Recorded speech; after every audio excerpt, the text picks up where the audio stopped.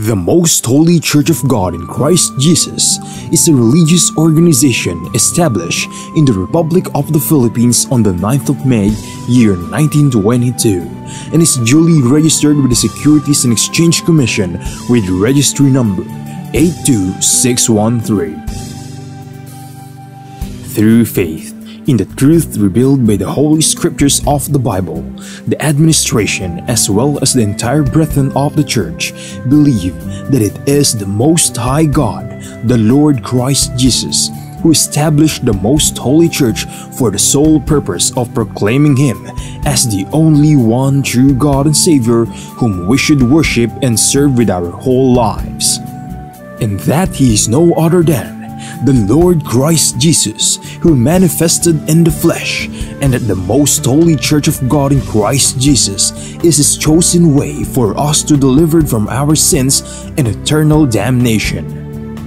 Therefore, since the Church was established, everyone who is called into the Church receive the divine obligation to partake in all evangelization efforts of the Church to fulfill the God-given commission to make disciples of all the nations. In that case, here is the vision and mission statement of the Church. Vision: the Most Holy Church shall be exalted for the glory of the Most High God. Mission: seed of one world, one nation. Core value: all members of the Most Holy Church are being taught and encouraged to live in agape. Agape is a Greek word which means perfect love and everlasting love. As the Bible further expounds, it is the kind of love that God has for all of us. In fact, God Himself is agape. Agape, or love, serves as the core value of the Church because love is the fulfillment of the law. Ownership and administration: the Most Holy Church of God in Christ Jesus fully believes and proclaims that her sole owner is no one but the Most High God. He is the only King who reigns all over the Church. Everything the Church achieve and will achieve in the future are the works of God. God governs over His Church through His appointed men to administer the Church, like the first Church established in Jerusalem, which was administered by the Apostles. The Most Holy Church is currently administered by the 7 bishops, presided by the General Bishop. The Church administration oversees over the whole Church and through the appointed Council of Elders, composed by the presbyters and ministers who were appointed to administer congregation and ministries. Expansion and growth: currently, the Church has established congregation in most places in the 3 major islands of the Philippines, namely Luzon, Visayas, and Mindanao. Also, the Church is making necessary preparation to intensify its expansion and establish congregation in all major cities and provinces in the entire country. There are also active congregation of the Church in other countries. In the United States of America, in Canada, in Australia,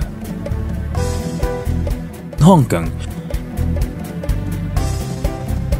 in Singapore, Malaysia, United Arab Emirates, Japan, Taiwan, Kingdom of Saudi Arabia, Qatar, Belgium, Cyprus, France, Germany, Italy, Spain, and United Kingdom.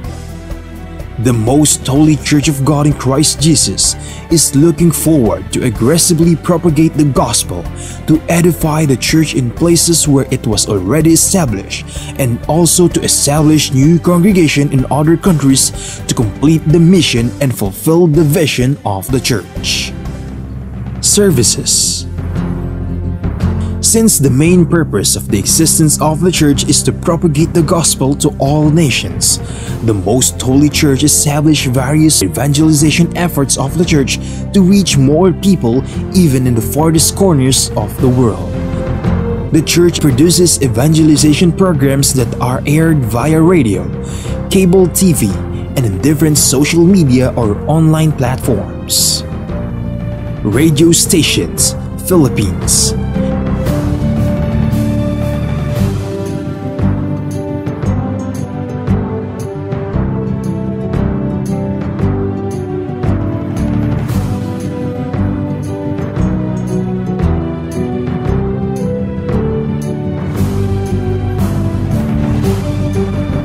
Cable TV channels.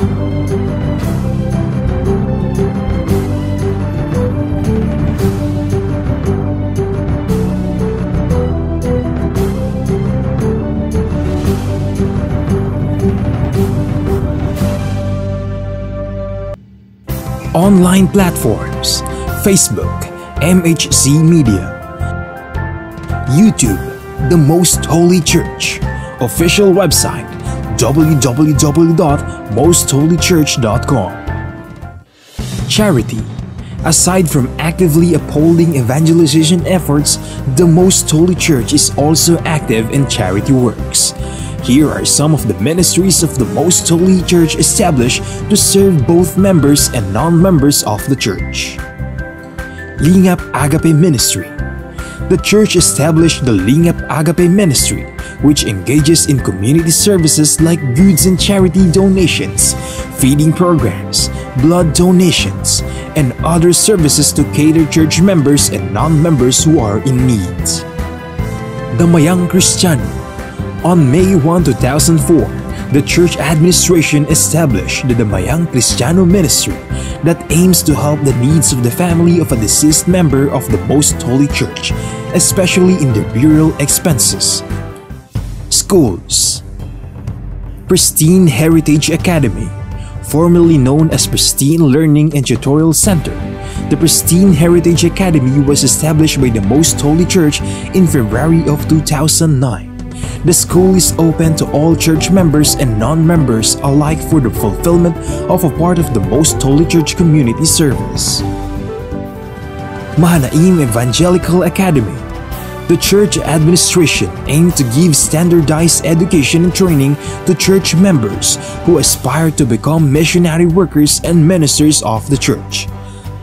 Thus, in 2018, the church administration established the Mahanaim Evangelical Academy that provides classroom lectures and on-the-job training so that aspirants to partake in the Lord's mission may be molded to become a proud messenger of God.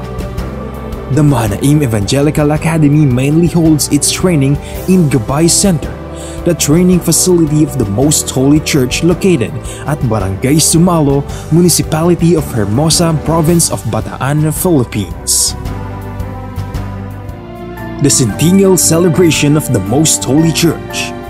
The Most Holy Church of God in Christ Jesus recently celebrated its 100th anniversary on the evening of the first day of May 2022 at the Gabay Center, the newly built facility of the church situated at Barangay Sumalo, Municipality of Hermosa, in the province of Bataan, Philippines.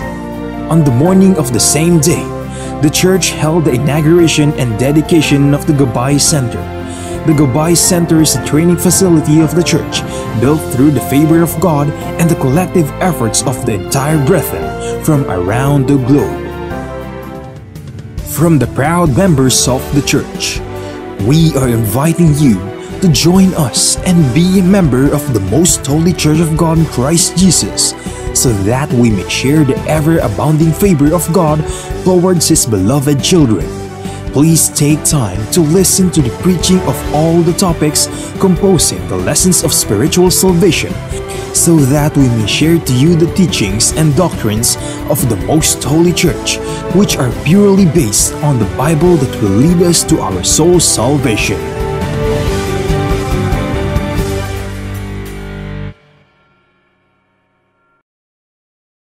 To know more about the church, you may visit our website at www.mostholychurch.com, or you may reach us through telephone number 6302-8255-6949.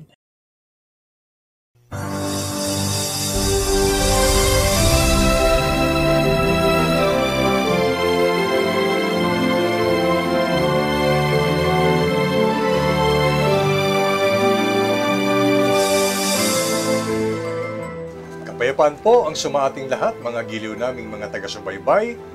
Maraming salamat sa Panginoon at panibagong araw ang sa atin po'y pinagkaloob niya upang atin masumpungan at muli ay bulay-bulayin ang mga aral na hatid sa inyo ng mga banal na kasulatan, at ito po ay sa pamamagitan ng programang ito na ang Kabanal-Banalan.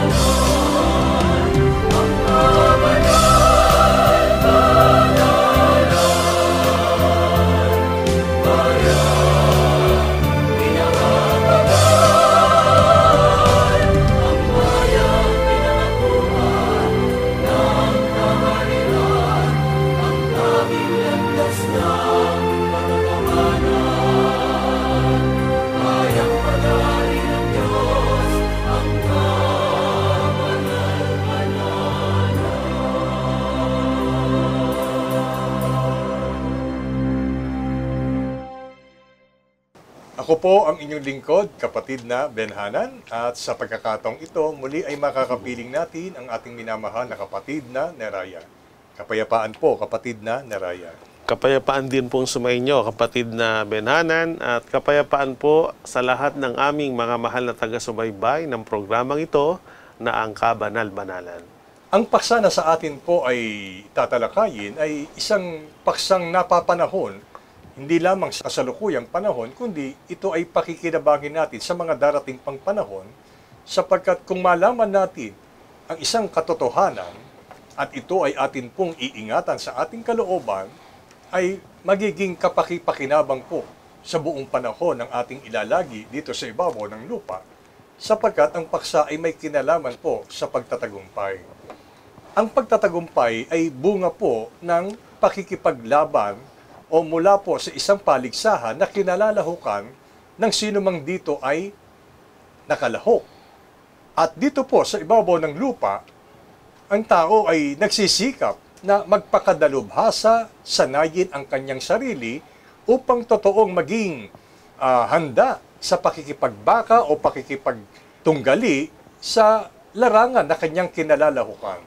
Pero alam niyo po ba, mga giliw naming mga taga-subaybay, dapat po nating maintindihan na tayo bilang mga kalahok sa pakikipaglaban o pakikipagbaka ay dapat alam po natin ang ating limitasyon.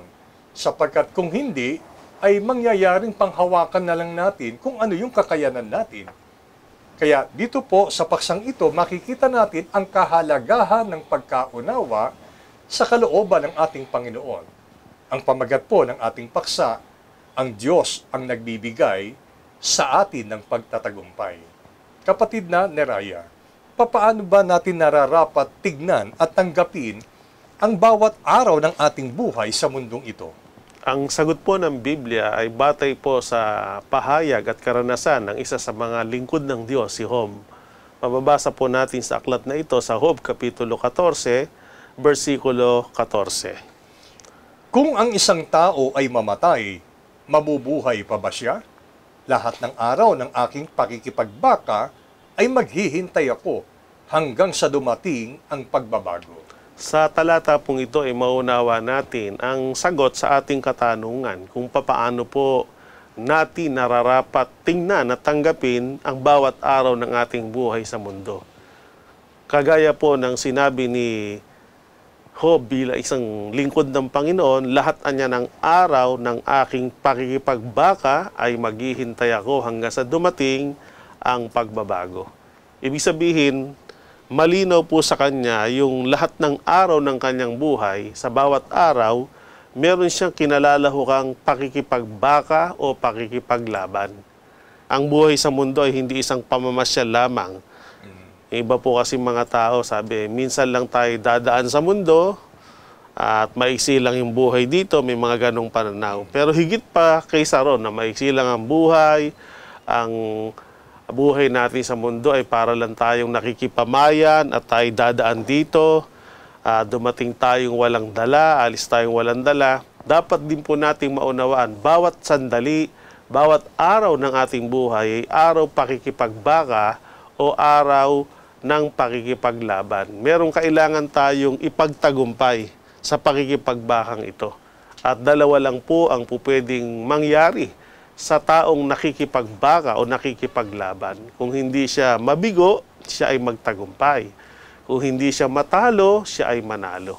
At alam ko po na tayong lahat ay hindi naghahangad ng pagkatalo o kabiguan, kundi ang hangad natin ay maranasan natin sa lahat ng larangan ng labanan na ating kinalalahukan, maranasan nating manalo o tayo ay magtagumpay. At kung malinaw po sa atin na ang bawat araw ng ating buhay ay pakikipagbaka o pakikipaglaban, pagbubutihin natin yung paraan ng pakikipaglaban na isa sa malaking tulong para maranasan natin ang pagtatagumpay.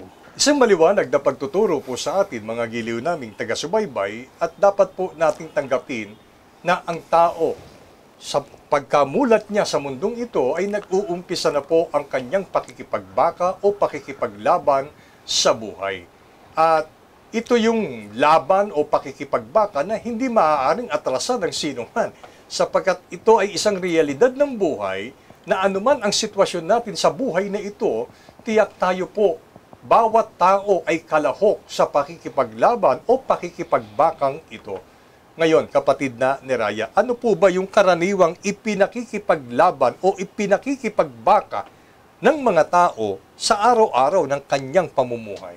Ang sagot po ng Biblia, mababasa po natin sa Kawikaan, Kapitulo 11, versikulo 24. May nagsasabog at tumutubo pa, at may humahawak naman ng higit kaysa karampatan, ngunit nauuwi lamang sa pangangailangan. Ang realidad po ng buhay ng tao sa mundo, para mabuhay, ay kailangan nating matustusan yung ating mga pangangailangan. Lalong-lalo na po yung tinatawag na basic needs ng tao. At para yan ay maklaim mo, mapasayo, kailangan ipakipaglaban mo yan.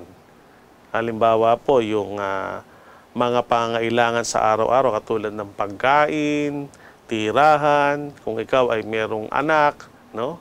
Kailangan magulang ay magtulungan para mapag-aral yung mga anak, yung mga gastusin sa bahay. Yan po yung mga bagay na pangangailangan ng tao. Kaya mapapansin natin, para matustusan yan at maipagtagumpay, may mga tao po na nagsisikap sa pagtatrabaho, sa pagdinegosyo, at patuloy po na umiisip at humahanap ng paraan para kumita ng salapi, para matustusan at maipagtagumpay na hindi sila magkulang sa kanilang mga pangailangan. So ang tawag po dito, ito yung laban ng buhay araw-araw. Kasi araw-araw, may mga basic needs o material needs na kailangang matustusan. Hindi lang ang sarili mo, hindi lang ang asawa mo, pati yung mga mahal mo sa buhay. Lalo na po, kapag ang ating mga anak ay nasa kalagayang nasa kabataan pa at wala pang sapat na kakayanan para kumita ng salapi, para tustusan ang kanilang mga pangailangan. Kaya nakikipaglabang mabuti ang mga magulang para itaguyod ang pangailangan ng kanyang mga anak para hindi siya mabigo, kundi maipagtagumpay niya ito. Ibig sabihin, kapatid na Neraya, ito po talaga ang kinakaharap ng bawat tao, ng bawat pamilya na nabubuhay sa mundong ito. Nakikipagbaka, hinaharap niya ang hamon ng buhay. Ito ay dahil sa pangangailangan ng bawat tao para makapagpatuloy na mabuhay sa mundong ito. Yung seguridad ng kanyang pamumuhay, yun ay ipinakikipagbaka o ipinakikipaglaban ng tao sa iba't ibang paraan na alam niya. Kaya nga kung minsan, kapatid na Neraya, dahil sa pangangailangan, ang tao ay nakakaisip ng hindi mabuting paraan. At kung sila ay tatanungin, sasabihin na lamang, ito yung paraan na alam ko sa upang labanan at matamo namin ang aming pangangailangan sa buhay na ito. Pero dapat po nating maunawaan, lahat ng tao ay nangangailangan ng material na bagay. Yun nga pong sinabi kanina, tahanan, damit, pagkain. Ano po? Kung hindi po kikilos ang tao, hindi niya makukuha ang bagay na ito at hindi niya makakamit ang kanyang pangangailangan sa buhay na ito. Pero yun nga ang dapat po nating maunawan, hindi po nakadepende lahat sa kalakasan, kakanyahan o katangian ng tao upang makamit niya ang pagtatagumpay sa pakikipagbaka niya upang maabot at matustusan ang pangangailangan niya sa buhay. Ito po ay pangmaterial na bagay lamang, kapatid na Neraya. Higit po sa material na bagay na ipinakikipaglaban ng tao upang matustusan ang kanyang pangangailangan sa buhay na ito. Ano yung lalong mahalagang pakikipaglaban sa bawat araw ng ating buhay na kailangan po nating maipagtagumpay? Ang pahayag po ng Apostol Pablo ay mababasa po natin sa kanyang pagtalakay sa pamamagitan ng sulat niya sa noon ay mga Kristiyano na naninirahan sa dako ng Epeso. Kaya sa Epeso Kapitulo 6, versikulo 12, sasalin ng Bibliang ang bagong ang Biblia. Sapagkat ang ating pakikipaglaban ay hindi laban sa laman at dugo, kundi laban sa mga pinuno, laban sa mga may kapangyarihan, laban sa mga kapangyarihang di nakikita na naghahari sa sanlibutan sa kadilimang ito, laban sa hukbong espiritual ng kasamaan sa kalangitan. Sa talata pong ito ay maunawa natin, bukod sa mga material na bagay o mga pangailangan na laban ng buhay, na dito talaga ang mga tao ay nagpupunyagi para may pagtagumpay, meron pang mahalagang labanan na sa bawat araw ng ating pamumuhay ay nakalahok tayo dito, lalo na ang mga lingkod ng Diyos o ang mga Kristiyano. Ito yung pakikipaglabang espiritual. At sa pakikipaglabang espiritual dito ay nakataya ang kapahamakan ng kaluluwa at kaligtasan ng kaluluwa. Mapapahamak tayo kung mabibigo tayo.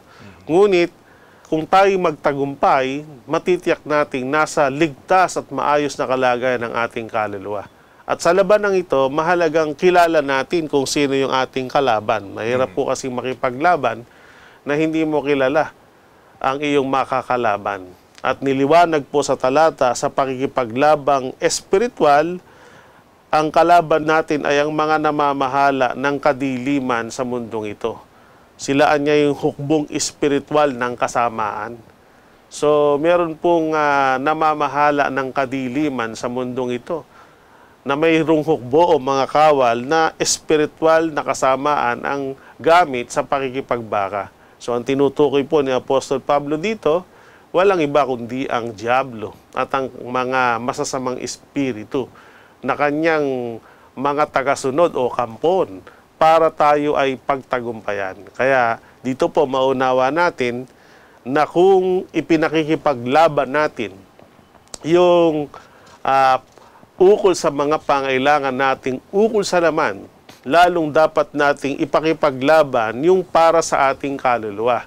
At kailangan sa halip na tayo ang napagtatagumpayan ng diablo sa kanyang masamang kagustuhan para sa atin, dapat ay maproteksyonan natin ang ating sarili laban sa kanya upang hindi niya maipahamak ang ating kaluluwa. At alam po naman natin kung ano yung ginagamit na kapangyarihan ng diablo para tayo kanyang pagtagumpayan o matalo.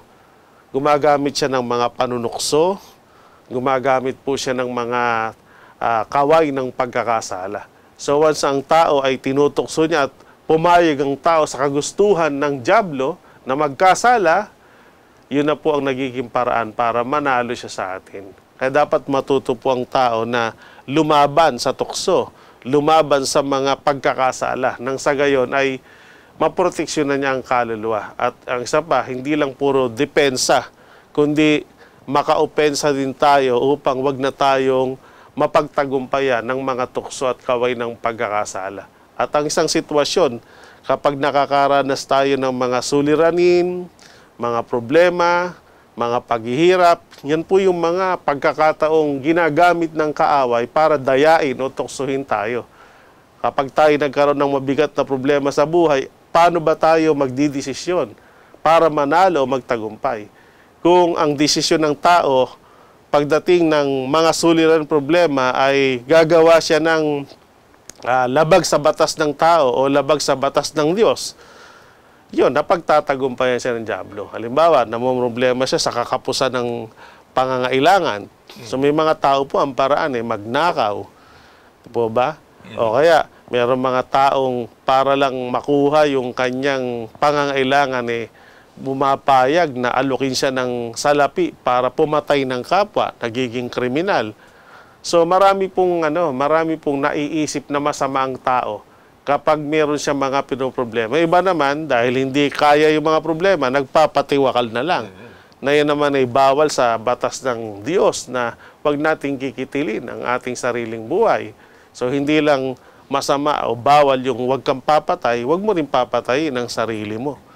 Yung iba naman po, kapag naman na nagiging marangya o yumayaman sa buhay na ito, yung kanilang kayamanan o karangyaan nagagamit naman para sa halip na gamitin sa kabutihan, nagiging kasangkapan sa paggawa ng iba't ibang uri ng kasamaan sa kanilang kapwa-tao. Na tila sila'y nasisiyahan, pero ang totoo, nananalo ang dyablo dahil naaakay sila sa pagkakasala. So yan po yung lalong mahalagang labanan na kailangan nating maipagtagumpay sa panahon man ng ating paghihirap o sa panahon ng ating kaginhawahan. Sa panahon man ng tila tayo ay nasa kalungkutan o nasa panahon tayo ng karangyaan. Ayun po, mga giliw naming mga taga-subaybay, ang pakikipaglaban o pakikipagdigma ay hindi lamang nakikita sa paraang naranasan natin ng mga nakaraan ng ating mga magulang na nagkaroon ng mga digmaang pandaigdig. At doon sa digmaang pandaigdig, hanggang sa kasalukuyang panahon ay mayroong nagaganap na digmaan bansa laban sa kanyang kapwa bansa na kumikitil ng buhay ng tao. So, yun po ay isang mukha lamang ng pakikipagbaka o pakikipagdigma na ang layunin ay kubkubin ang bansa na kanilang gustong kubkubin. At ito, para mangyari, ay idadaan nila sa pakikipagdigma. Ngayon ay sinasabi po sa atin, may literal mang digmaan sa mundong ito, hindi po natin maitatanggi ang isang katotohanan na ang bawat tao ay kalahok po sa isang pakikipagdigmaang espiritual. At yun nga po ang tinatalakay at ipinapaunawa po sa atin na ang pakikipagdigma hindi laban sa laman at dugo, kundi ang pakikipagdigmang kinalalahukan natin, lalo na ng mga Kristiyano, ay ang pakikipagdigmang espiritual. Sapagkat dito nakataya ang kaluluwa ng bawat isang tao. Kung tayo po ay magapi ng kaaway, ngayon ay ipinakilala po sa atin kanina na ang kaaway po natin ay ang kampo ng kadiliman na pinamumunuan ng ating kaaway na si Satanas.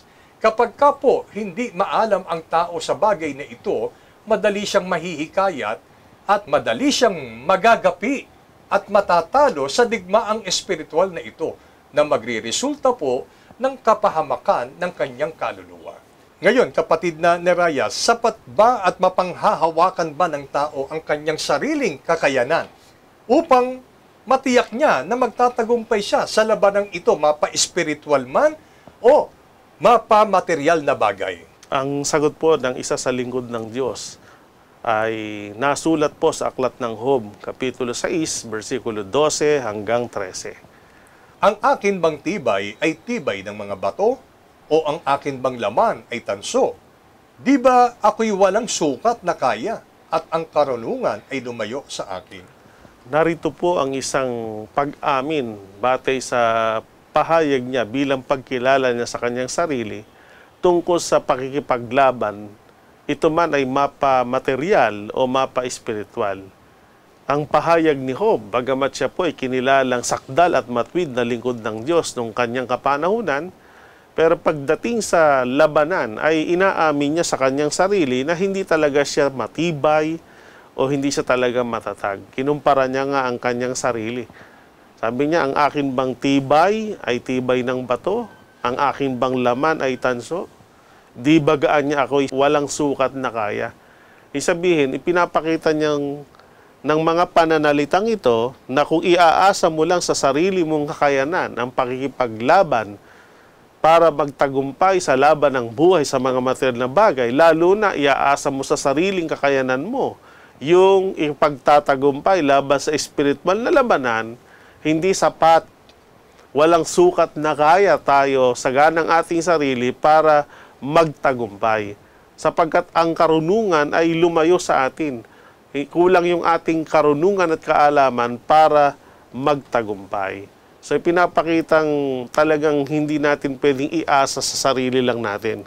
Kailangan nating magpunyagi, magsikap, mag-aral, at gawin ang lahat ng ating makakaya para ipagtagumpay ang labanan ng buhay at ang labanang espiritual. Pero hindi po sapat yun at hindi pwedeng yun lang ang ating aasahan para tayo ay magtagumpay. Merong isang kapangyarihang kailangan natin para tumulong sa atin para tayo po ay magtagumpay. Ayan po, mga giliw naming mga taga-subaybay, at tayo mismo ay makakapagpatunay na marami pong tao ang nabigo dahil po ng hawakan sa sarili niyang kakayahan. Naging kampante siya na tila bagang hindi niya kailangan ang sinuman o walang anuman siyang pangangailangan upang magtagumpay sa larangang kanyang kinalalahukan. At alam niyo po ba, ang sinasabi ng mga talata na atin pong narinig, tanggapin natin, ang tao po ay marupok, ang tao po ay mahina. Walang sapat na kakayahan at walang garantiya ng pagtatagumpay sa araw-araw ng ating pakikipagbaka sa mundong ito. Kung hindi natin mapanghahawakan, kapatid na Neraya, ang sarili nating kakayanan at tayo ay nangangailangan ng tulong. Tanong, ano at sino po ang ating kailangan upang mapagtagumpayan natin ang mga pangangailangan sa buhay na ito at sa pakikipaglaban sa mundong ito laban sa kampo ng kadiliman? Pwede po tayo humingi ng tulong sa ating kapwa-tao, pero sila rin po ay nasa pakikipaglaban. Kaya limitado lang ang tulong na pwedeng magawa ng tao. Ang kailangan po natin talaga ang tulong ng makapangyarihan sa lahat, ang tulong ng Panginoong Diyos. At mababasa po natin yan sa awit 108, 12 hanggang 13. Sasalin po ng talatang ito ng Biblia na Sambayan ng Pilipino version. Tulungan mo kami laban sa kaaway, sapagkat walang kabuluhan ang tulong ng tao. Kasama ng Diyos, tatamuhin namin ang tagumpay. Siya ang yayapak sa aming mga kaaway. Narito po ang panalangin isinaawit ng isa sa mapagtagumpay na nakikipaglaban nung kanyang kapanahunan. Ma-material o ma-espiritual na labanan. Ito po si Haring David. Sa talatang ito, maunawa natin ang kanyang sinasabi na laman ng kanyang panalangin sa Diyos na kanyang isinaawit at sinasabing, tulungan mo kami laban sa kaaway. Yung kami na tinutukoy niya rito ay walang iba kundi ang Diyos na kanyang dinadalanginan, sapagkat napatunayan niya sa kanyang sarili na limitado lang at wala nga niyang kabuluhan ang tulong ng tao. Hindi sapat yung tulong ng tao para magtagumpay. At ang kanyang pananampalataya na naranasan niya kasama ng Diyos anya, tatamuhin namin ang tagumpay. At sa kapangyarihan ng Diyos, yayapakan anya ang aming kaaway. So ibig sabihin talagang dahil hindi nga po maiaasa sa ganang ating sarili, ang pagtatagumpay laban sa material na pakikipagbaka batay sa ating mga pangailangan sa araw-araw ng buhay, lalo na kapag ang usapin na espiritual na pakikipaglaban, laban sa dyablo, laban sa kanyang mga kampon, laban sa mga tukso at kaway ng pagkakasala, kailangan po natin ang Diyos. At sa pamamagitan po ng pakikipag-ugnayan sa Kanya, sa pamamagitan ng panalangin ay naipapahayag natin ang ating kahilingan para dumating naman sa atin, tugunin ng Diyos yung ating hinihinging tulong.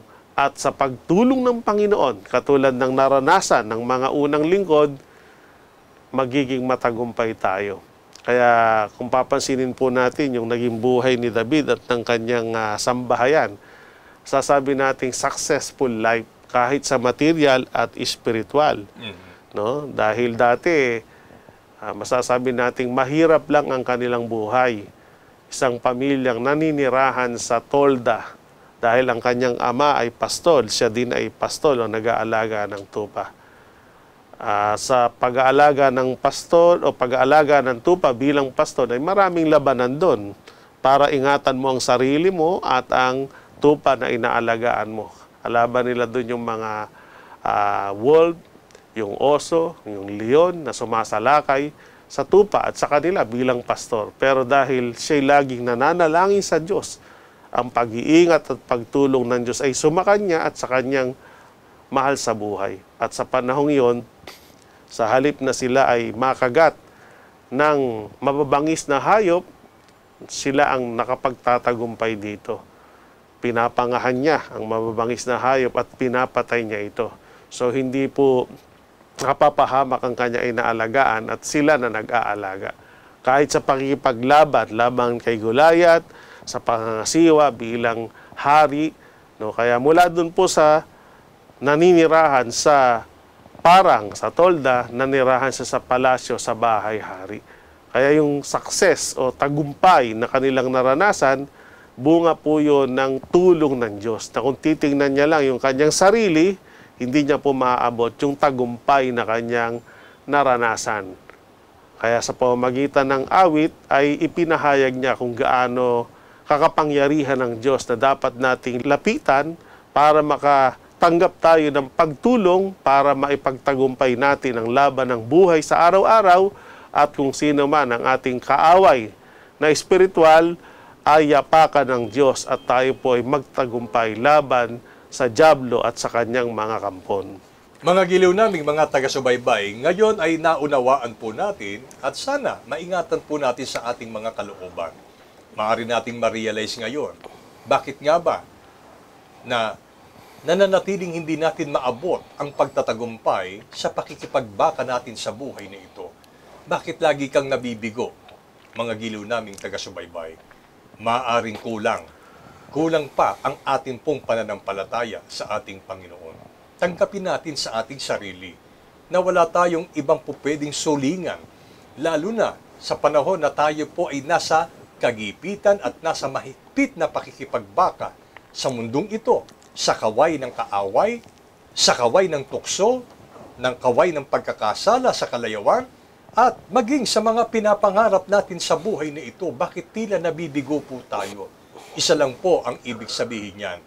Huwag tayong manangan sa sarili nating kakayanan. Sa halip, kailangan natin ang tulong ng ating Panginoon Diyos. At para po makamit natin ang tulong ng ating Panginoon Diyos, kami ay naghahayag ng aming mga kalooban sa inyo. Nawa ay patuloy kayong makinig, sumubaybay ng programang ito at dumating sa isang panahon na magkausap-usap po tayo at lalo pa nating palawigin ang pakikipag-aralan tungkol sa banal na kalooban ng Diyos nang bukod pa sa programang ito na ang ibig ko pong sabihin, pwede po namin kayong puntahan, aralan sa inyong mga bahay-bahay upang lalo nating makilala sino ba ang Diyos na makapangyarihan sa lahat na pwedeng tumulong, gumabay sa bawat isa po sa atin. At kung makamit natin ang tagumpay, bunga ng ating pagtitiwala at pananampalataya sa Diyos, kapatid na Neraya, ano ang hindi natin dapat kalimutan? Yun po ang magpasalamat. Gaya po ng ginawa ng mga unang Kristiyano na itinuro ng mga apostol na napakagandang pag-uugali ang pagiging mapagpasalamat sa Diyos. At ito po ay nasulat sa unang Korinto 15:57. Dadapwat salamat sa Diyos na nagbibigay sa atin ng pagtatagumpay sa pamamagitan ng ating Panginoong Hesukristo. Ito lamang po ang ating masasabi at maigaganti sa lahat ng pagtulong na ginawa ng Diyos sa atin.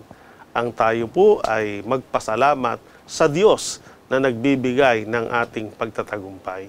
Ang pagpapasalamat po sa Kanya ay tanda ng pagtanaw ng malaking utang na loob sa Kanya.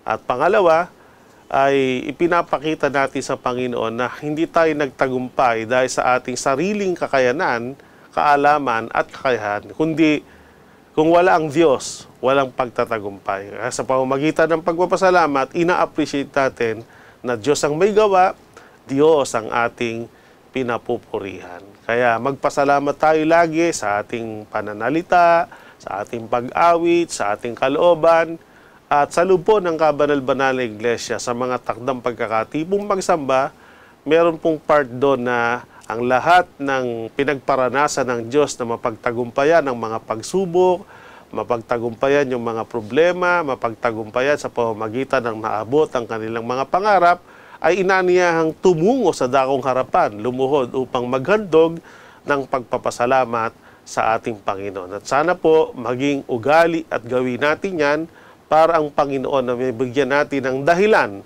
na lalo niya tayong tulungan upang lalong maging matagumpay araw-araw ang ating pamumuhay, ma-material man o ma-spiritual mang labanan. Alam niyo po, mga giliw naming mga taga-subaybay, maging sa mundong ito, kung tayo ay nabibigyan ng pabor ng ating pong kaibigan, ng ating kapwa-tao, hindi ba tayo ay nagpapasalamat?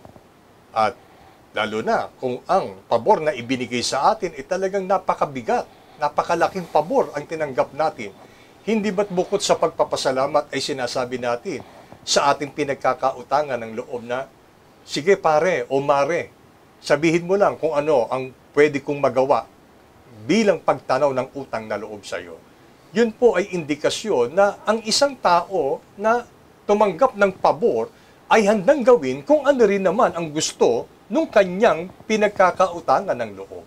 Sa Diyos pa kaya tayo hindi magbabayad ng utang na loob? Ibig ko lang sabihin, mga giliw namin, mga taga-subaybay, lakit ng pagpapasalamat ay ang lubos na pagpapasakop sa kapangyarihan ng Panginoon. Hinihikayat po namin kayo. Tayo na po, magsama-sama tayo sa iglesyang pag-aari ng kataas-taasang Diyos. Sa pamamagitan nito, mga giliw naming, mga taga-subaybay, ay napatutunayan natin na handa nating gawin kung ano ang kalooban ng Diyos sapagkat tumanggap tayo ng malaking pabor sa ating Panginoon Diyos. At sana, ito ang maingatan natin sa ating kalooban. Ang lagi na'y maging mapagpasalamat sa Diyos sapagkat alam natin, wala tayong kakayahan. Kung kaya tayo nagsusurvive sa buhay na ito, kung bakit natin naaabot ang ating mga pangarap, kung bakit sa kabila ng kahirapan ay nakapananatili pa rin tayong masaya, ang lahat ng ito'y gawa ng Diyos sa buhay po natin. Kaya nga, pagpalain ng Diyos ang mga pagtuturong ito sa ating puso mula ngayon at magpakilanman. Amen. Maraming tanong, maraming sagot,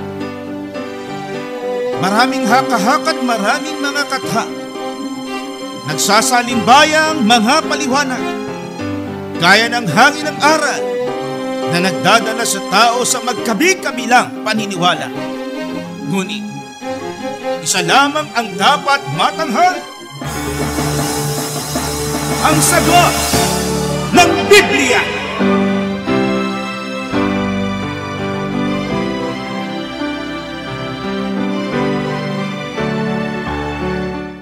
Gaya pa ng inyong narinig, mga giliw naming taga-subaybay, sa palatuntunan ito na ang kabanal-banalan, ang bahagi pong ito ng ating programa ay pinamagatan po nating ang sagot ng Biblia. Welcome pong muli mga kapatid at mga kaibigan sa portion na ito ng ating palatuntunan na pinamagatang ang sagot ng Biblia. Ang inyong mga lingkod at kapatid na Gabriel, Brother George Quirino, at kasama po natin sa paglilingkod na ito ang ating minamahal na kapatid na usual Brother Danilo Francisco. At sa pagkakataong ito ay ibig nating i-inform lang ang ating mga taga-subaybay o ating mga taga-subaybay dito po sa ating ilang reformating, so to speak. Ang ating programming ay magiging Sabado at Linggo na po na napapanood at mapakikinggan sa Kiss FM 95.1. Every Saturdays and Sundays, same time slot po yan, alas 7 hanggang 8 po ng gabi. Samantala, yung Sundays naman natin ay namamalaging gayon 4 to 5 in the afternoon sa DWBL 1242 sa talapihitan ng ating mga radyo. At mamamalagi namang daily pa rin, Monday to Friday naman, yung ating morning program, ang Blessed Day, 6 to 6:30 a.m. Para po sa mga nais na makasama, at yun din ang ipinang-iimbita natin, mag-participate po kayo sa ating talakayan. Narito po ang ating mga text lines. May bago tayong text line dito, 0927-140-3782.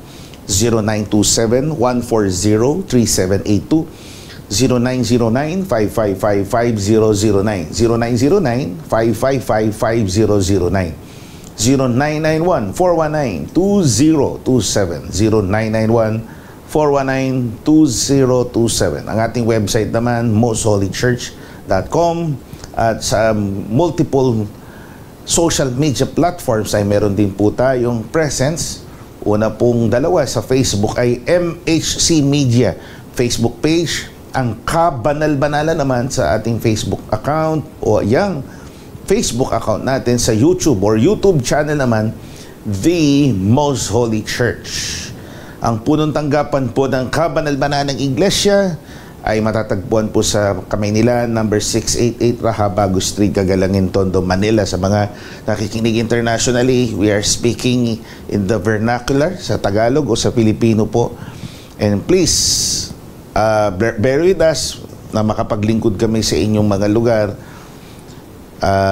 sa pamamagitan po ng social media platforms. Again, ang inyong mga lingkod, Brother Gabriel at Brother Yushel, para po sa sagot ng Biblia. Salamat po sa ating Panginoon. At nagpapasalamat din po kami sa inyo sa patuloy na pagbibigay ng pahintulot na kami makapaglingkod sa paraang ang inyong mga katanungan ay masagot mula po sa Biblia ang katugunan. So, first question for the day mula po sa ating mga tagapakinig. Biblical po ba, kapatid na Yushel, na si Maria tawaging ina ng Diyos? Biblical ba na si Maria, si Mary ay tawaging ina ng Diyos? Hindi man po magandahin ng iba ang ating tugon, sasabihin po natin na hindi po biblical yung paniniwala o yung tawag na si Maria ay ina ng Diyos. Hindi po biblical. Ang ibig sabihin, kapatid ni Gabriel, hindi mababasa sa Biblia. Walang doktrina gayon. Opo. Na explicitly or implicitly na sinasabi na si Maria ay tinatawag na ina o mag-function mismo bilang ina ng Diyos. Opo. Ang dahilan, tiniyak po sa paliwanag ni Apostol Pablo. Sa liham niya sa mga kapatid na Ebreo, 7:3. Narito po, mga kaibigan, ang unang talata sa paglilingkod na ito, na walang ama, walang ina, walang tandaan ng lahi, at walang pasimula ng mga araw ni katapusan ng buhay man, datapwat naging katulad ng anak ng Diyos, ay nanatiling saserdote magpakailanman. Yan. Napakalinaw po naman. Ang tinutukoy po dyan na walang ama, wala ring ina, wala ring tandaan ng lahi ay ang Diyos na ipinakikilala ni Apostol Pablo. Kaya kung sinabi ng Bibliang walang ina, yung turo na si Maria ay ina ng Diyos, wala po sa Biblia yan. Manapa, ang doktrinang yan ay umiral lamang, sabihin na natin, as an afterthought. Ika nga, umiral na yung nangyari na yung pagsisilang kay Kristo, nakita na nila ang role ni Maria sa Kristyanismo. Lumitaw lamang yung doktrina na ito noong 431 CE o sa Christian era tawag nga po. Sa karaniwan tawag din na AD. Sa isang konsehong ipinatawag ng isang emperador o hari. 400 plus. 431 AD. Opo. Yun, ang lumipas. Mahigit.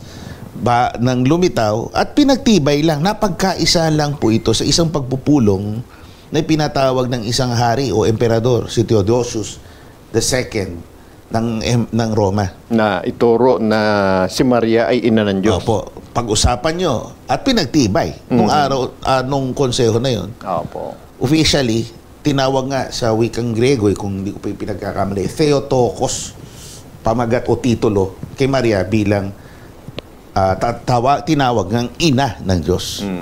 Kaya hindi po biblical yan, mga giliw na taga-subaybay. Ngayon, kung ipinagkakamali po ng iba, yung pangyayari na ang Panginoong Kristo Jesus ay isinilang ni Maria, hindi po sapat yun para sabihin natin si Maria ay ina ng Diyos. Ang paliwanag po dyan ay mababasa natin sa Lucas 1:35. Yan po ang kasunod na talata sa Ebanghelyo ayon kay Lucas. At sumagot ang anghel at sinabi sa kanya, bababa sa iyo ang Espiritu Santo at lililimang ka ng kapangyarihan ng kataas-taasan. Kaya naman ang banal na bagay na ipanganganak ay tatawaging anak ng Diyos. Yo. Ang ipanganganak ay tatawaging anak ng Diyos. Ang ipinanganak, alam natin, yun yung laman na ginamit ng Diyos nang siya'y pumarito. Yun po yung isinilang ni Maria. Yung laman, hindi po ang Diyos. Kaya wag po nating payagan na matangay tayo ng paniniwala na sinasabing si Maria ay ina ng Diyos. At yung konsepto nga tungkol sa Diyos, mga kaibigan at mga mahal namin na mga taga-subaybay, sa Biblia, pagtuturo tungkol sa Diyos, walang pasimula. Opo. Hindi siya sinisilang, hindi siya created God na implikasyon o pinapahiwatig ng iba dun sa pagpapamagat kay Maria na tila baga utang na loob, ika nga. Ng Ang Diyos. pag-iral nung tinatawag nilang Diyos, kay Maria, kaya tama lang na ipamagat sa kanya ina ng Diyos. Opo. Hindi po naaayon sa Biblia yun.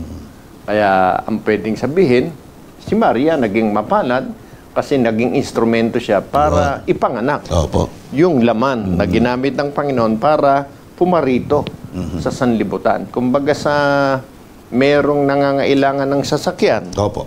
merong manggagawa ng sasakyan, maswerte ka kung ang nagpagawa sa iyo ng sasakyan na gagamitin, halimbawa, kilalang tao. Opo. Di ba? So parang ganun din. Pina-assemble sa'yo. Ikaw naging instrumento, gamit yung termino. Opo. Instrumento lamang. Pero sabihin na dahil sa'yo, umiral siya, dahil siya naging ganito siya karangal, hindi po yun ang argumento dito, Opo. mga kaibigan. Dahil hindi po masisira ang katotohanan ang Diyos ay walang ina. Dahil wala siyang pasimula.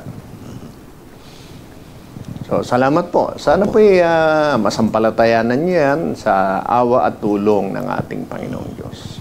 Kasunod po katanungan, ito'y tanong na marahil nagkukumpara po siya o kaya sa Biblia nababasa niya o narinig niya sa ibang mga reliyon.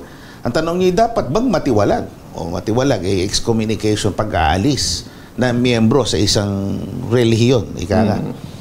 Ang magpakasal sa hindi karelihiyon. Ayan, yun ang tanong. Wala pong gayong mababasa sa Biblia. Pero kung meron pong pinagbabasihan marahil ang iba, yun pong nakasulat sa Exodo, Kapitulo 34, versikulo 16. Opo. Narito po mga kaibigan, at ating suriin ang nasa Biblia. At yung papag-asawahin ang iyong mga anak na lalaki at kanilang mga anak na babae, at ang kanilang mga anak na babae ay sumunod sa kanilang mga Diyos, at pasunurin ang inyong mga anak na sumunod sa kanilang mga Diyos. Yan. Yan mapapansin natin na merong patakaran noon, palatuntunan na ibinibilin sa kanila. Kung mag-aasawa, kailangan pag-asawahin doon sa kapareho din nila. Opo. Yan ay paniniwala. Regardless kung ano pa. Yeah.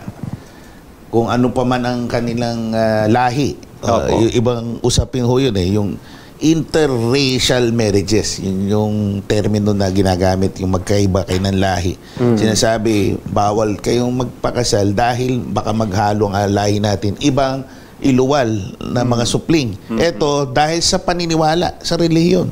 Baka yung isa ay matangay ng ibang pananampalataya. Yan. Yan kung titingnan natin, hindi naman kung hindi sundin, nagiging kasalanan sa Diyos nung hindi susunod. Sa halip, yan paala-ala, pwede rin sabihing babala, sa sino mang mag-aasawa, na baka pagka hindi nila sinunod yan, matangay sila sa pagsamba sa ibang Diyos. Opo, kaya mapapansin niyo po yung hanay nung pagbibili na yan Although magagamit natin dun sa ibang mga kaakibat na talata, yung salitang bawal, pinagbabawal, binababala talaga. Yung structure ho kasi ng pagbibigay ng kautusan sa Israel, kahit ho ngayon, sinasabi yung penalty. Yung yung magiging kaparusahan. Opo. Ito, sinasabi, yung circumstansya ng pagsuway mo dito, hindi ito yung parusa. Yung circumstansya, pagka sinuway mo to, marahil mahikayat ka ng ibang relihiyon, ibang paniniwala. Yun yung sinasabi. Pero sabihin, parusa, hindi ho itong parusa. Hindi ho ito utos na may kaakibat ngang parusa. Dahil ito'y gaya ng pagpapayo, babala sa pwedeng mangyari kung siya'y mag-asawa nang hindi ka pananampalataya. Pero sabihin na ito ay kasalanan sa Diyos, kung hindi sundin, hindi po gayon. Ang dapat nating makita ukol sa bagay na yan. Dahil kahit sa panahon ng una, tinatalaki naman yan at basahin natin. Sige po. Ang mga kasunod na talata sa Deuteronomio 7:3-4. Pakinggan po natin at sabayan niyo po kami dito sa ating mga monitors. Ni mag-aasawa sa kanila, ang iyong mga anak na babae, huwag mong papag-aasawahin sa kanyang mga anak na lalaki. Ni ang kanyang anak na babae, huwag mong papag-aasawahin sa iyong anak na lalaki. 4. Sapagkat kanyang ihihiwalay, ang iyong anak na lalaki sa pagsunod sa akin, upang siya'y maglingkod sa ibang mga Diyos. Sa gayoy, mag-aalab ang galit ng Panginoon laban sa iyo at kanyang lilipuling kang madali. Yan. Yan yung Stances. na sinasabi na posibleng mangyari. Opo. Kaya pinaiiwas sila doon sa gayong gawa o sa gayong pag-aasawa sa hindi nila kapananampalataya. Kaya kung pagbabawal, binawal talaga. Pero sabihin ngayon, grounds for excommunication, yun po kasi prerogative ng mga reliyon. Di ba? Halimbawa, hindi man mababasa sa Biblia outright, bawal mag-asawa na hindi mo kapananampalataya, may penalty, hindi bawal talagang ganun. Ngayon, dahil pinasyahan nyo bilang tagapangasiwa, bawal at sinuway yung utos na yun, ang sinusuway, hindi yung nasa Biblia, kundi yung polisiya na ipinapatupad ng leader. Prerogative nila magtiwalag talaga. Di ba? Kapatid sa kanila, opo. Pero kung ang titingnan natin, halimbawa, sa panahon ng mga apostol, hindi na po nila ginagawa yung mga bagay na yun. Opo. Dahil sa katwiran na merong mga kapatid noon na may asawa na hindi nila kapananampalataya. At ang ginagawa ng mga apostol, inaalalaya, pinapayuhan na hindi naman sila nabubuhay sa kasalanan sa pag-aasawa ng hindi kapananampalataya. Di ba? Dahil kahit sa panahon ng una, mayroong ganong panuntunan na huwag pag-aasawahin sa iba. Pero si Moises, ang asawa, si Pora. Si Pora, na hindi Hebreo. Madyanita. Si Boaz, ang asawa, si Ruth. Moabita. Opo. Bago nga niya napangasawa si Boaz, napangasawa niya ay anak ni Noemi, na Israelita. Kaya nabiyuda siya. At eventually, napangasawa niya si Boaz. At si Jose, ang asawa naman niya ay isang Egyptian. Opo. So, ibig sabihin, hindi rin nila kalahi. Pero yun ang nangyari. Noon, sinasabi na sa kanila, wag mag-aasawa ng gayon. Pero hindi sila itiniwalag sa Israel. Nanatili silang Israelita. Pero, ang kagandahan, iniingatan nila yung pananampalataya. Yun ang importante ho doon. Yun yung keywords na dapat tandaan natin, mga kaibigan. Kaya yun ay nanatili hanggang sa modernong panahon, sa Kristyanismo, at hanggang ngayon. Kaya ito nga, babasahin natin talata. We can see here, dun sa talatang ito, umiiral na yung ganong relasyon sa iglesia o sa church. Pakinggan po natin, panoorin natin yung mga talatang tinutukoy natin. Unang Korinto 7:12-13. Datapwat sa iba ay ako ang nagsasabi, hindi ang Panginoon. Kung ang sino mang kapatid na lalaki ay may asawang hindi sumasampalataya. Klaro, At kung kalooban niyang makipamay sa kanya, ay huwag niyang hiwalayan. At ang babaeng may asawang hindi sumasampalataya at kalooban niyang makipamay sa kanya, ay huwag niyang hiwalayan ang kanyang asawa. Oh, yan. Kung bawal mag-asawa sa hindi ka pananampalataya, talagang ipatutupad yan kahit sa panahon ng mga apostol. Pero maliwanag po naman, palibasa, meron ng na may asawa ng hindi ka pananampalataya, manatili sa gayong kalagayan. Opo. So, klaro po tayo dyan, mga kaibigan, no? Kung sa iglesia, gawing policy talaga yan. At ang sinusuway mo, nakasulat kasi, na dapat tumalima tayo. Sa kapakanan mo rin yan. Marahil pwede rin na tayo magtiwalag. Pero hindi nga yan policy ng iglesia. Dahil hindi rin nga strictly biblical na sabihin o pagbawalan ang mananampalataya na makapag-asawa ng hindi kapananampalataya. Opo. Pakinggan po natin ang isang awitin, original composition po from the church. Si Brother Miguel Michael Valerio from Taguig City. Ang kanyang awitin, Salamat Aking Kapatid. Ang awitin na ito ay siya ang may akda bilang kasangkapan. At ang music, Brother Jezel Gabriel Valerio. Magandang araw po sa ating lahat at pagbati ng kapayapaan na siyang patuloy na sumusubaybay sa aming programa na ang Kabanal-Banalan. Ako nga po pala si Brother Michael Valerio, ang kapatid na Miguel, na siyang isang mga awit sa Kabanal-Banalang Iglesia ng Diyos kay Kristo Jesus. Ang aking pong unang likhawit na ihahandog ay Salamat Aking Kapatid, na siyang isinulat ng inyong lingkod at binigyan ng tono ng kapatid na Gabriel Valerio.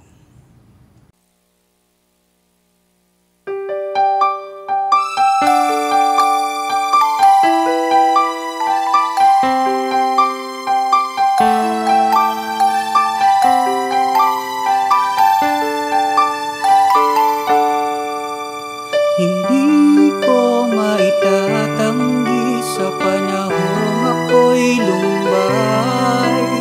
Ikaw ay nariyan, patuloy na nagmamalasakit at hindi umaalis sa aking tabi. Kaya't salamat o aking kapatid.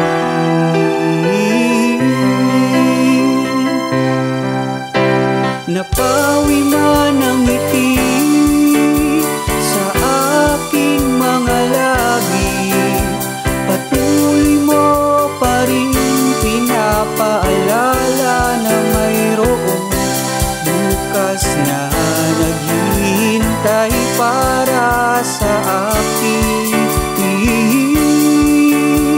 Hindi mo ako iniwan, kundi patuloy pang pinahalagahan sa kabila ng aking mga pagkakamali. Akin kitang idadalangin, paulit-ulit kaligtasan mo ang aking hangad, sa pananampalataya ika'y kasabay.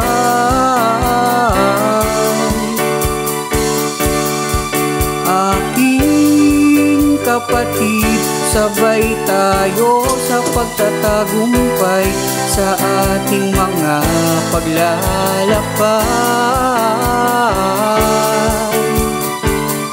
na magkasabay. Napawi man ang ngiti sa aking mga labi, patuloy mo pa rin pinapaalala na mayroong bukas na naghihintay para sa akin. Hindi mo ako iniwan, kundi patuloy pang pinahalagahan sa kabila ng aking mga pagkakamali. Akin kitang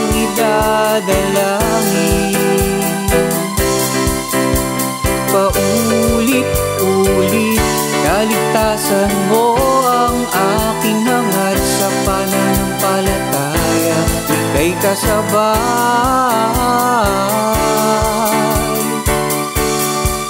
Aking kapatid, sabay tayo sa pagtatagumpay sa ating mga paglalakbay, na magkasabay. Aking kitang dadalangin, paulit-ulit, kaligtasan mo ang aking hangad sa pananampalataya, ika'y kasabay.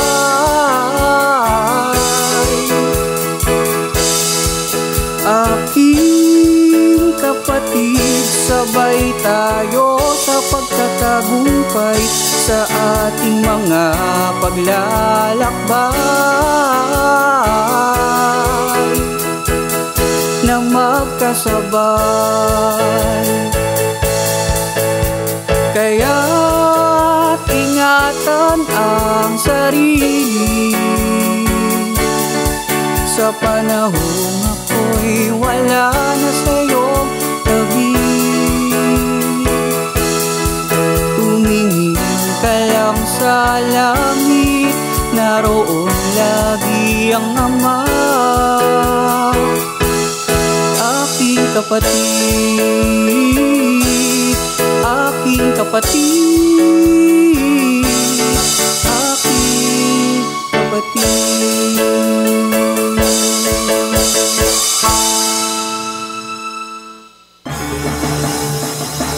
Ang sagot ng Biblia. Salamat po, brother, sa inyong napakagandang awitin. So, isang tanong na lamang po muna tayo hanggang ngayon. Paano naging araw ng mga puso ang February 14, Valentine's Day? Hindi po natin mababasa sa Biblia ang sagot niya. Kasi yan katuruan na wala sa Biblia. Opo. Kaya ang paliwanag po dyan, matutunghayan natin doon sa istorya. Pero biblical, wala sa Biblia yung paliwanag kung paano naging araw ng mga puso yan. At kahit wala sa Biblia, paliwanag natin. Opo. Matitrace back natin yung Valentine's Day. Noong 3rd century, merong isang lalaki nagngangalang Valentine's. Ang pinapaniwalang ranking religious leader or bishop noong panahon na yon, panahon ng imperyo ng Roma. Na kung saan, dahil nga importante sa imperyo na ang mga kabataan yung nasa kalakasang lalaki, hindi sila makapag-asawa, gamitin sila bilang mga sundalo. Binawal sa kanilang pakikipagrelasyon. Opo. So, bawal din mo na mag-asawa. Ngayon, nagmalasakit itong taong to, naawa siya sa magsing-irog. Si Valentine. So, dinify niya yung utos na yon. At kinasal niyang palihim yung iba. Kaya siya ay tinuturing na kampiyon ng pagmamahalang ito. Siyempre, natuklasan ang kanyang lihim. At siya ay naging martir, namatay. So, after a few years, maraming years. Namatay, pinapatay. After many years na lumipas, nung 3rd century nga yan, noon lamang 17th or 18th century, ay mababasa po natin na nagsimula na i-commemorate yung araw na yan, yung kay Valentine, every 14 or 15 February, na katulad na okasyon ngayon, kapatid na Yushel, meron pong palitan ng regalo, tsokolate, pagbibigay ng bulaklak, pagbibigay ng greeting cards, pagdi-date, paglabas, pagkain. Nagsimula lang yan noon. So, lumipas ang maraming panahon, ganyan ang nangyari. At bago pa nangyari yung okasyon ng Valentine's, meron na hong original na ipinagdiriwang tuwing 14 ng Pebrero o kalagitnaan ng Pebrero. Ang tawag po dito, kapatid na Yusil, mga kaibigan, Lupercalia. Ang Lupercalia ay Roman festival din po yan, Festival of Love and Fertility, na kung saan tuwing sineselebrate po nila yan, meron silang ritual ng fertility, may hinahandog silang aso, yung dugo nito, kinukuha, pinangwiwisik sa mga babae para sila ay magbuntis at magkaanak. Tapos may mga pinagtutuwang na mga lalaki at babae parang dating, dinedate sila, palabunutan, o kayo munang magiging magkarelasyon kahit wala silang damdamin sa isa't isa. Parang trial marriage, kapatid na Yushel. For a time. Say for example, for 1 year, kayo muna magkarelasyon. Kung it works out, kayo na talagang magiging mag-asawa. So bottom line, they did this. Ginawa nila ang Lupercalia sa karangalan ni Lupercus, isang Diyos-Diyosan. Bago pa yung pagdiriwang Noong Valentine's Day. dahil kay Valentine. So, nagsama na lang po yan. Nagkasama-sama. So, bottom line, meron pong impluensya ng pagan beliefs, yung Valentine. Lamang, anong sabi ng Biblia, kung merong ganyan, ang pag-iingat na mababasa natin sa Biblia ay ganito. Sabi ni Apostol Pablo sa mga kapatid sa Corinto, huwag kayong makipamatok ng kabilan sa mga di nagsisisampalataya sapagkat anong pakikisama mayroon ng katwiran at kalikuan o anong pakikisama mayroon ng kaliwanagan sa kadiliman. Yan. Tiyak po ang sinasabi ng Biblia. Gaya ng unang sinabi natin, yung Valentine's Day, wala po sa Biblia. Yan po ay bunga ng pagpaparangal sa isang itinuring nilang hero sa pagtataguyod ng kanilang gustong mangyari sa kanilang buhay. Romantic love. Yun. Bagaman, yan nagsimula noon pa dahil sa Lupercalia, ganang ating nadinig. So, ibig sabihin, yan hindi ayon sa Biblia. Paganismong kaugalian niya. Sabi ng Biblia, ayon kay Apostol Pablo, hindi tayo dapat makibahagi dyan, makipagkaisa dyan, pero hindi naman sinasabing huwag magmahalan. Opo. Ibig sabihin, yun yung ibig sabihin ni Pablo eh. Huwag tayong makipamatok. So kung nagmamahalan tayo, hindi sa diwa nung Lupercalia at Valentine's Day. Kahit Pebrero 14 natin gawin ng expression ng love, walang kaso. Di ba? Huwag kang maniwala na kaya mo siya inibig dahil napahanakan ni Cupido. Ni Cupido, yun. Kaya ka napaibig dun sa lalaki o sa babae na nagustuhan mo. Dahil doon, kung yun yung nasa isip mo, yun yung sinasabi ni Pablo, huwag tayong makipamatok. At huwag ka rin papayag na kaya ka magbibigay ng bulaklak kasi February 14. Yun, tsokolate. Impluensya yun. Iniisip mo dahil noon ginagawa yun sa Lupercalia, kaya gagawin ko rin ngayon. Dapat gawin natin really out of love.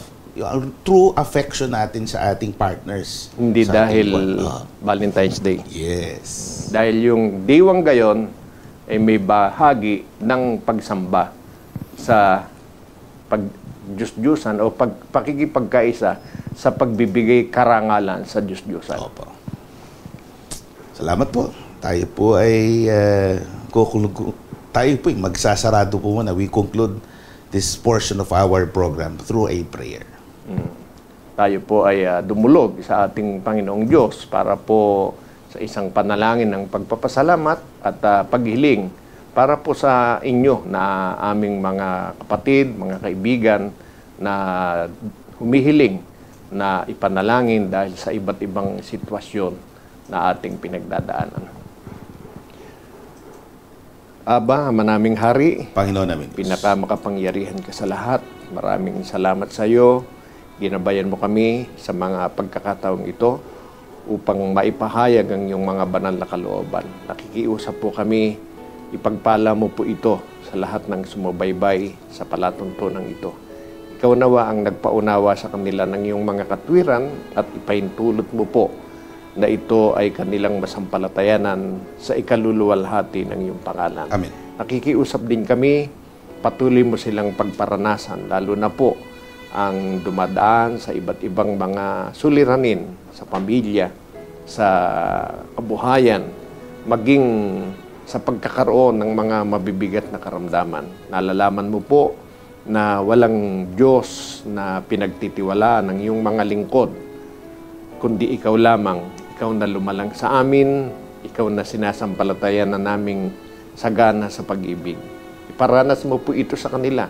Kung maaari, ipuin mo ang kanilang puso, ang kanilang isip, ang kanilang lupang katawan ng iyong mapagpalang kamay at maranasan nila ang iyong pagmamahal. Sa gayon, maging paraan ito para lalo silang mangapit sa pananampalataya sa iyo sa paglilingkod sa iyo hanggang sa wakas ng kanilang mga buhay. Amen. Nakikiusap din kaming pagpalain mo ang programang ito sa pangunguna ng aming matandang pangalahatan. Gawaran mo po na lagi ng iyong tulong upang manatiling nagtatagumpay at ng dulo ng lahat ng ito ay sa ikaluluwalhati ng iyong pangalan. Amen. Sumasampalataya kami. Nakikinig ka po sa aming paglapit. Pinagpapala mo kami sa iyong pangalang Kristo Jesus, aming Diyos at aming tagapagligtas. Amen. Amen. Maraming salamat po sa inyong patuloy na pagsubaybay sa ating palatuntunan. Inaimbitahan po namin kayong muli sa mga in-announce natin kanina na mga episodes or days na tayo po'y nagpo-programa. Kami po ang inyong mga lingkod at kapatid na Gabriel. At kapatid na Yusiel. Ang panalangin po naming magkakapatid sa kabanal-banalang Iglesia ng Diyos kay Kristo Jesus ay Kapwa naman tayo, bantayan ng Panginoon sa ating paghihiwalay. Mihis pa.